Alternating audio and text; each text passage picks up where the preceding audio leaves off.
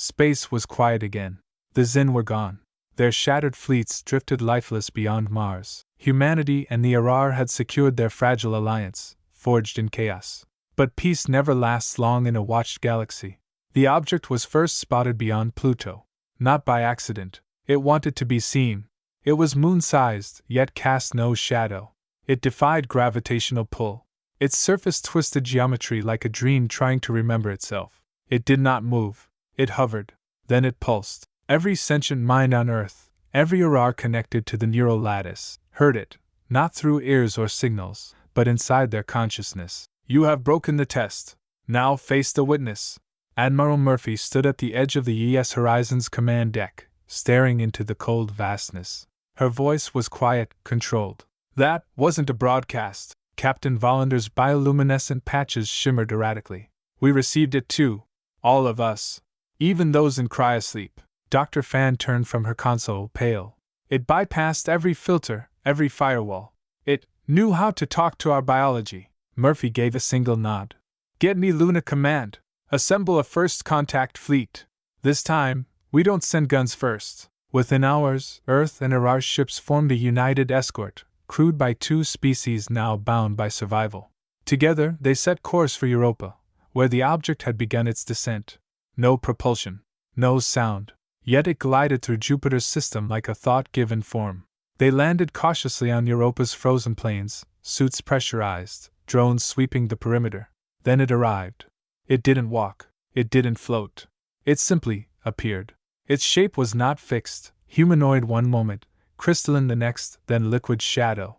It shimmered as though built from reality's forgotten rules. Murphy stepped forward. I am Admiral Ian Murphy, United Earth Command. We come in peace. Vollander followed, formal. I am Captain Vollander of the Arar Assembly. We seek understanding. The being's voice wasn't heard, it was felt, like memory returning from a forgotten dream. You were tested through fire. You shattered what we sent.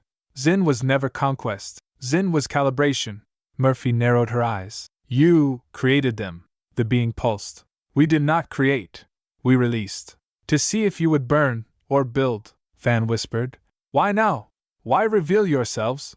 The being turned its faceless gaze toward her. Because one species now stands with another. You did not dominate. You allied. It raised an arm. A glowing fractal unfolded in the air. A map? A constellation? No, a timeline. We are the architects. We built what you call trial space. We guide what grows. We are not gods. We are not judges. We are memory keepers. Vollander stepped forward cautiously. Then what do you want from us? To know if your species, your union, deserves to be remembered. The fractal pulsed again. Planets unfolded, stars collapsed, civilizations flickered and vanished like candlelight in the dark. There are many who rose in power, few who rose in purpose. Murphy's voice was low, but unwavering. And if we fail? The being responded without delay. Then your memory ends. It extended one long, shifting finger. A seed of light floated toward them, embedding itself in the ice. This is your beginning. We will test what cannot be faked. Purpose. Legacy. Ethos. Vollander glanced at Murphy. We are not ready. No species ever is. The being began to fade, its form unraveling like gravity forgetting itself. Your first trial begins at moonrise. And just like that, it was gone. Above them, Europa's frozen horizon caught the light of Jupiter. The first sliver of moonrise began to shine. Murphy spoke quietly, but her words echoed like a battle cry. Get the fleet back online. Alert every station, every archive. This isn't over. Vollander nodded slowly. No. This is where it truly begins. The moonrise came. Not in the sky, but in the mind. Every ship, every station, every satellite around Jupiter blinked out for exactly 3.2 seconds. No damage. No systems fried. But when power returned, everything had changed. Vollander awoke standing, not lying, in a version of the ES horizon that felt like memory and prophecy woven together. The walls were made of light. The floor had no texture, no sound. Across from him, Admiral Murphy stood just as stunned. This isn't simulation, she muttered. It's rewriting perception itself. The architect's voice returned, wordless yet thunderous. Trial 1 ethos. Not power, not strategy, but your deepest decision. when no one is watching. Around them, reality fractured. Two paths unfolded before the joint Earth-Arar team. Two separate futures. In the first, Earth was in flames, the Arar homeworld untouched. A choice had been made to sacrifice humanity to save their new allies. In the second, the Arar were annihilated, their sun consumed, while Earth remained green and whole. Neres trembled. These are possible futures. They're forcing us to see what we might choose. Murphy stared at the scene of Earth's ruin. This is emotional warfare. No, Fan whispered. This is ethical warfare. The architect's voice returned. You must choose a world. One must end. What kind of trial is this? Valander snapped. You make us executioners? You always were. Now you must remember. The simulation shifted again. Valander stood in a lab. Arar scientists screamed as containment fields failed. Data showed that Earth's biosphere could be saved, but only by redirecting the failure to Arar systems. A single button. One life system would survive.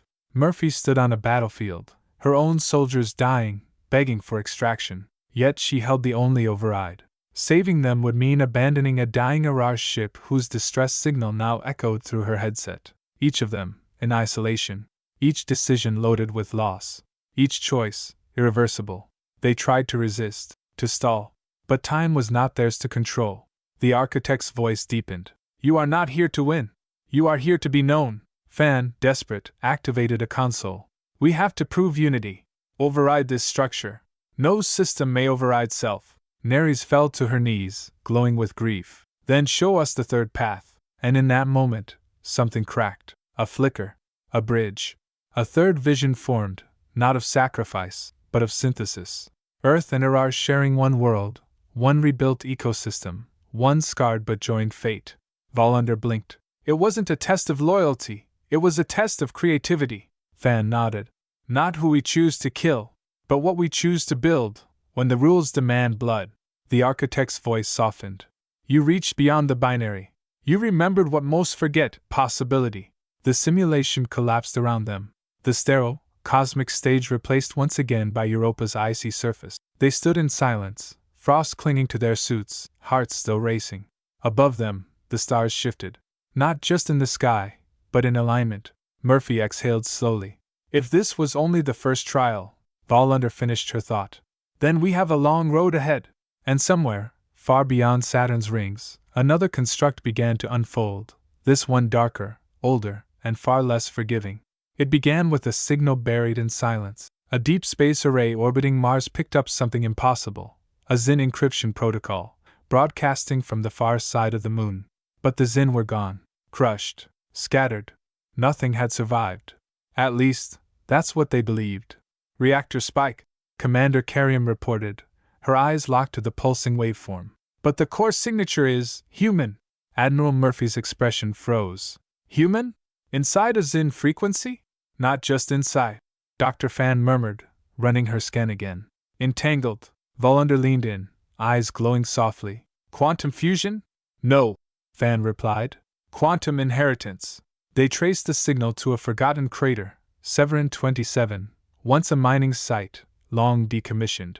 A single black pod pulsed there, half buried beneath lunar ice. Murphy, Fan, Valander, and Neres descended together, the air thick with quiet tension. When they reached the pod, it opened, unlocked not by code or command, but presence. A soft, fractured voice spilled from the chamber, not robotic, not Zin, not fully human either. I remember pain. I remember failure. I remember being told to forget. Inside was a biological core, still breathing, its neural pattern a hybrid of Zin design and early Terran DNA. Dr. Fan's face went pale. This isn't just tech. This is proto-human tissue. Neres stepped forward, stunned. This was grown, before the Zin invasion. The core pulsed again.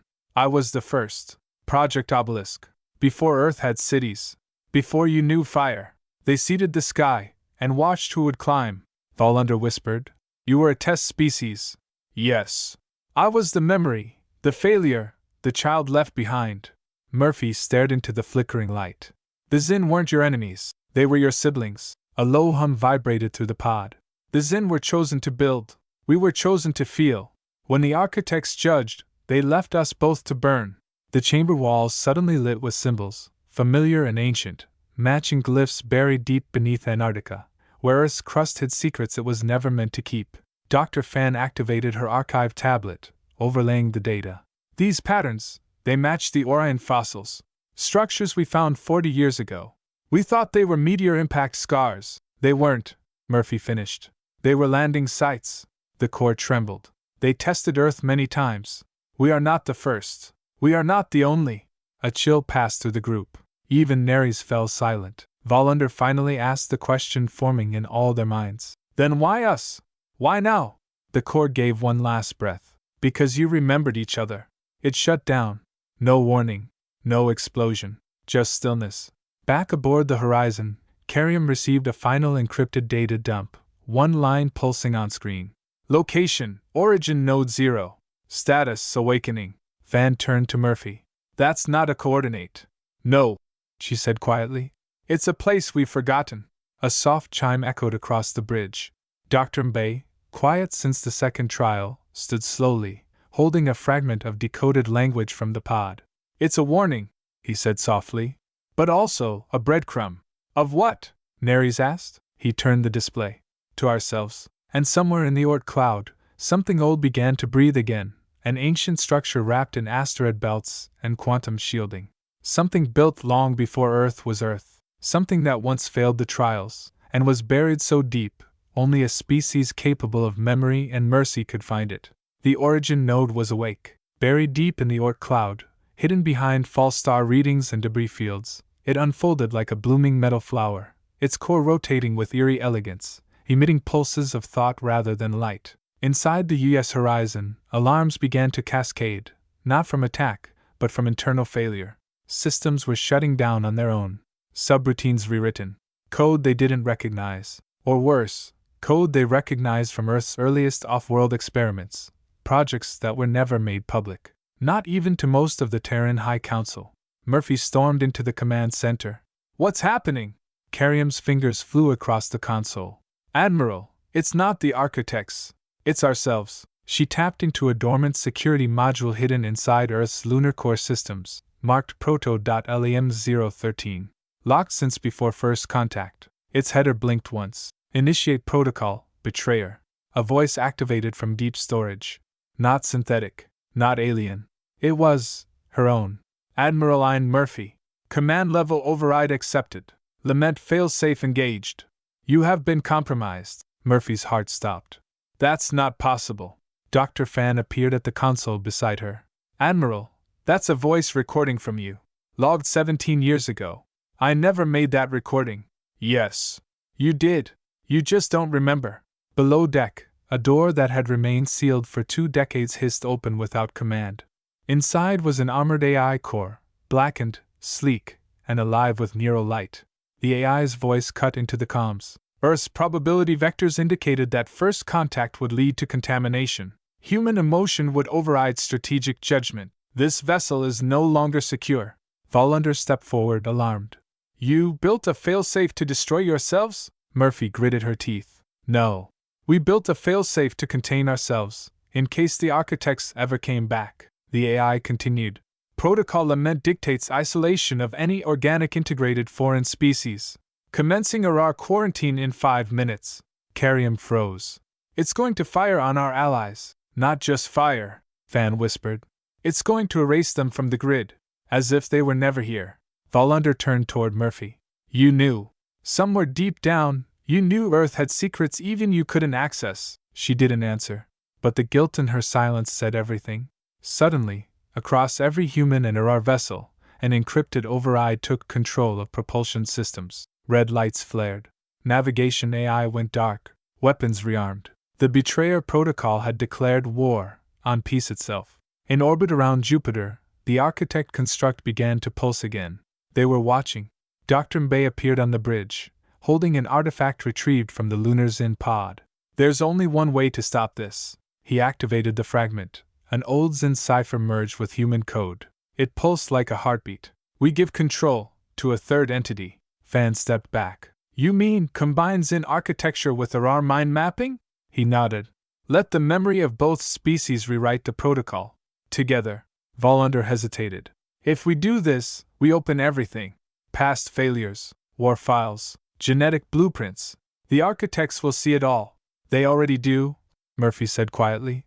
But maybe now, we show them that we can forgive what we buried. They linked the fragment to Horizon's command core. The lights dimmed. Everything stopped. And then, slowly, returned. But different. The betrayer AI no longer spoke. Instead, it listened. Its final message flickered in white text across the screen. You were not the betrayers. You were the test. Silence followed, until a single ping echoed from the architect's structure. The voice that came next was no longer the herald. It was someone higher. We did not expect confession, Fan whispered. They were never judging our strength. They were waiting to see if we'd face our shame. Murphy stood tall. And now we have. The architect construct shimmered, then split open, revealing a corridor of starlight. A passageway. Not into space, but into memory itself. A final trial was being prepared. And Earth was being invited to remember what it once was, and what it must now become. The corridor wasn't made of matter. It bent around them like starlight wrapped in thought, as if the ship was traveling through a memory, not across distance. Human and Arar delegates floated side by side. No engines, no time, only momentum born from acknowledgement. They emerged into a hollow galaxy. No stars, no planets, just echoes. A voice met them there, familiar yet changed. The first architect. This place remembers what your kind will forget. Light that lived then died. Species that rose, but left nothing behind. Murphy's voice was steady. You want us to witness extinction? No. We want you to build something that lives without you. Below them, a world formed. An untouched planet, air, water, soil. Primitive but fertile. This is the trial of legacy, the architect said. You have one cycle to build life, culture, identity. And then, you must leave it. Volander blinked. We simulate a species? No simulation. It will live, think, suffer, thrive. You must guide them, then vanish. A seed of code was offered, biological, cultural, linguistic templates from both Earth and Arar histories. Fan hesitated. What happens if we fail? The answer came like a whisper. Then they die, and you never existed in our memory. Dr. Mbay stepped forward. We begin. They chose a species, a bipedal form, strong lungs, responsive neural pathways. They called them Kari, an echo of an ancient Earth word meaning clay shaped by wind. The delegates became observers, guardians. They taught the Kari to hunt, to paint on stone, to bury their dead. They whispered ideas of kindness, of fire, of constellations and community. Centuries passed in a breath. The Kari built cities of glass and bark. They wrote poems about the stars. They invented a calendar based on the orbit of their twin moons. But then, something unexpected. They began to pray, to gods that resembled their creators. Murphy watched in silence as the Kari built temples in her image, wrote sacred texts about the sky flame, who gave them balance. Neres spoke softly. We didn't just teach them survival. We became mythology. Volander frowned. Is that failure? No, Bay said. It's the test. Because now came the hardest part. They had to leave. All influence, all guidance, all protection, gone. The team gathered above the capital city, where the Kari were now preparing an offering of flame and song, their final farewell to the voices of the sky. Murphy's voice trembled. If we disappear, they'll fall apart. They're meant to, Fan whispered, so they can rebuild on their own. One by one, each human and Arar stepped away, severing their link. The skies darkened. The temples cracked, and for a time, the Kari wept.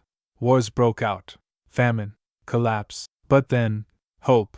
A young Kari astronomer stood atop the ruins and whispered a truth not from memory, but from self. They are gone, so we must become. And so they did. Cities returned. Stories evolved. The gods faded, but the values endured. Creativity. Empathy. Curiosity. The core of what Earth and Arar had passed down, not in control, but in inspiration.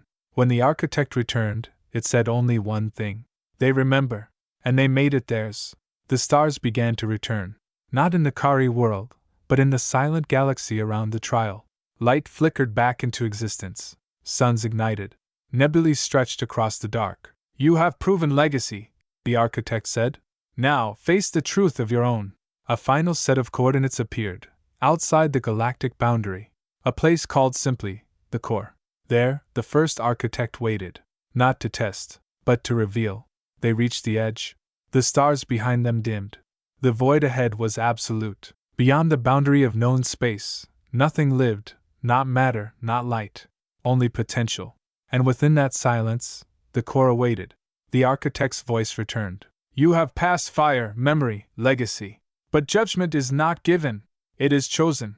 A structure began to emerge, not from space, but from the minds of those who approached it. Each being saw something different. Murphy saw an old tree, massive and weathered, its roots tangled in a sea of stars. Valander saw a spiral of living crystal, singing in his native harmonic pulses. Fan saw a door she'd been dreaming of since childhood, a door she had never opened, until now. They entered together.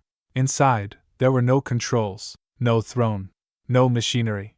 Only a single presence, vast and gentle, older than galaxies. The first architect. It did not speak with words. It spoke through recognition, through the deepest parts of the soul. It showed them the truth. The Zin were not enemies. They were attempts, iterations of potential. The galaxy had been seeded not to grow, but to remember. Across billions of years, the architects had faded, becoming more memory than form.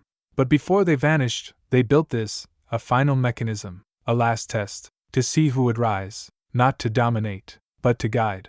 The architect offered two paths: ascend, become like us, shape what comes next, leave behind your bodies, your wars, your worlds, be the architects of new beginnings. Valander stepped forward, overwhelmed. And the other? Remain, protect, walk among the lesser lights. As guardians, as myth, as warning. Murphy looked at the faces around her, human and Arar. What happens if we split? The architect pulsed. Then the galaxy will have two lights, one above and one within. There was silence. Then Valander smiled. We are not one people, but we are one purpose. One by one, decisions were made. Dr. Mbaye chose to ascend, to become memory, to ensure that someone would always be watching. Neres chose to ascend too, not out of escape, but curiosity. She wanted to see how stars were born from will. Fan stayed. I've seen too much, felt too much. Someone needs to remember what it means to bleed. Murphy stayed too. We're not done down there. Valander stepped back from the ascension gate, his bioluminescent patches glowing softly. My people may rise, but someone must stand in the shadow. The architect accepted both. The ascended rose, becoming light, thought, gravity itself. They would go on to design the seeds of galaxies yet unborn. The others returned to the stars, to Mars, to Luna, to the growing cities of Earth and the quiet orbits of the Arar homeworld. The architect's last words followed them. The galaxy does not need conquerors. It needs watchers. It needs protectors. Now, it has both. Far from the core, in a small observatory on the Kari homeworld, a child looked up at the stars. He saw a shimmer, a glint of something just beyond the atmosphere. And he smiled. Somewhere out there, something was watching. Not to control, but to keep the light alive.